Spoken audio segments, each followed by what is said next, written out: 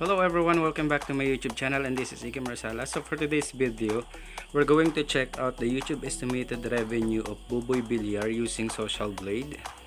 So as you can see, he has 42 upload videos with a total subscriber of 1.2 million, video views of 26,136,279. Country is not stated, channel type is not stated, and user created November 16, 2019. So that was last year. And total grade is letter B. So Social Blade rank, subscriber rank, video views rank, country and channel type is not stated. And subscriber for the last 30 days is 90,000. And mas mababa ito last year. So mababa siya ng 65.3%, and ang kanyang estimated YouTube revenue monthly earning is $710 to $11,400, and video views for the last 30 days is 2.8 million something. Mas mababa ito, kagaya tulad ngayon makikita na 54.3% ang ibinaba niya compared dun sa last month na video views. So total subscriber weekly is maganda yung performance. Estimated yearly earning is $8,500 to $136,400. So malaki yung kanyang yearly estimated revenue dito sa Social Blade. And total video views weekly, so mababa yung kanyang performance ng December 19, 2020. So meron siyang 635,000. So i-compute natin itong kanyang estimated revenue na monthly. So meron siyang 710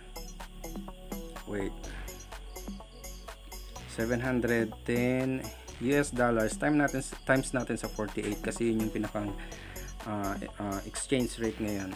So 710 US dollars times 48 is 34,080. So hindi na ito masama. Okay na ito. So check natin yung 11,400 niya. 11,400 US dollars times 48. So meron siyang 547,200.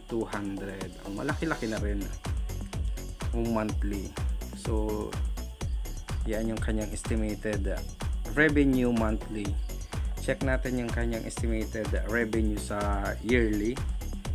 8,500 US dollars times 48, 408,000. So malaki na rin.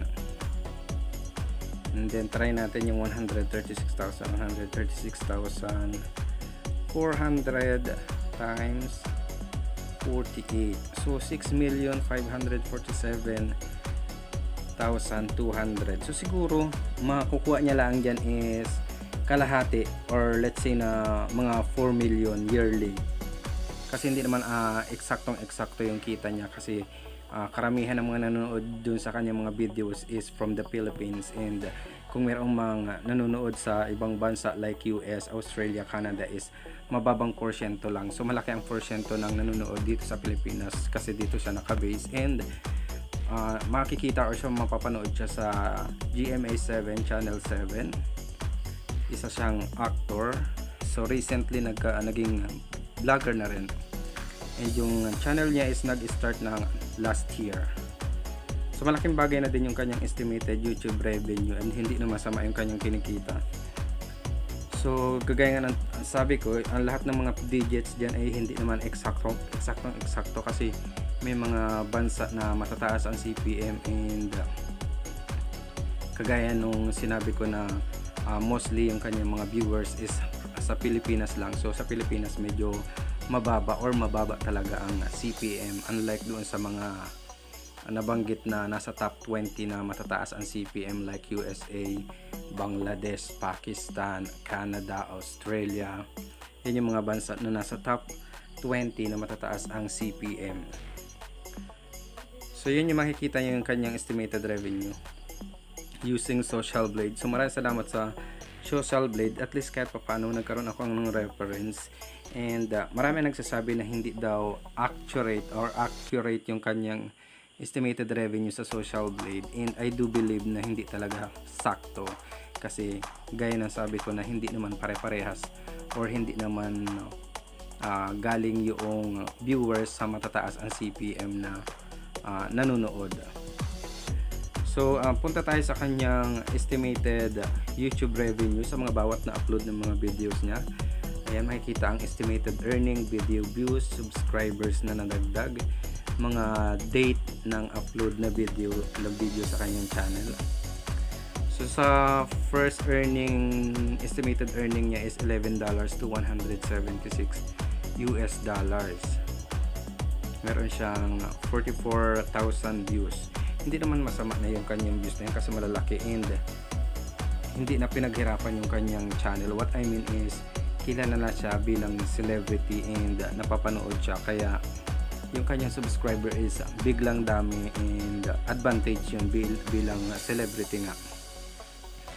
Being celebrity is an advantage just to gain the subscribers and of course sa views.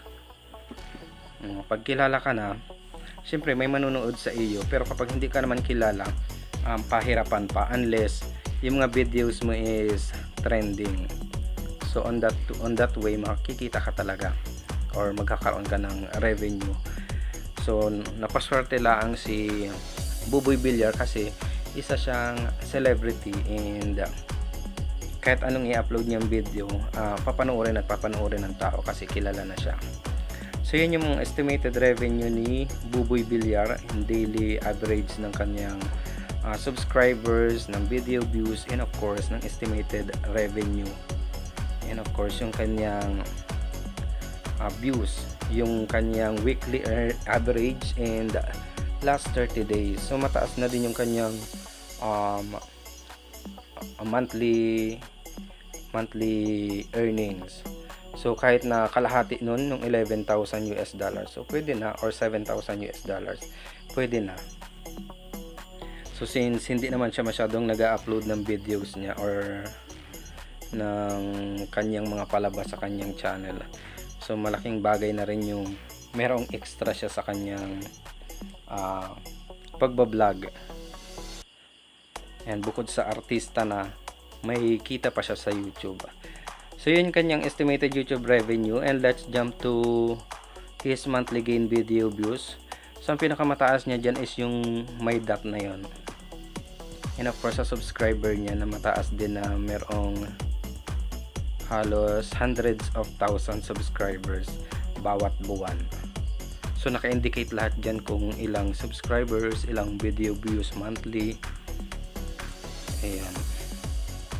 So don't forget to subscribe Buboy Villar sa kanyang YouTube channel, and abangan nyo rin siya sa GMA7. Ayan. So dahil mapapanood siya sa Encantadia na replay, ayan, dun siya madalas makikita sa ngayon. So ang kanyang channel is working good, do may mga mabababa siyang activity, hindi naman laging matataas, kaya up and down din yan, parang pagsubok lang yan sa buhay, ups and down yung kanyang video views, and of course yung kanyang gain subscribers, kagaya ng kanyang video views na mababa ng 54%. So that's for today's video guys. Don't forget to subscribe my channel, Ikim Rosales. Thank you for watching.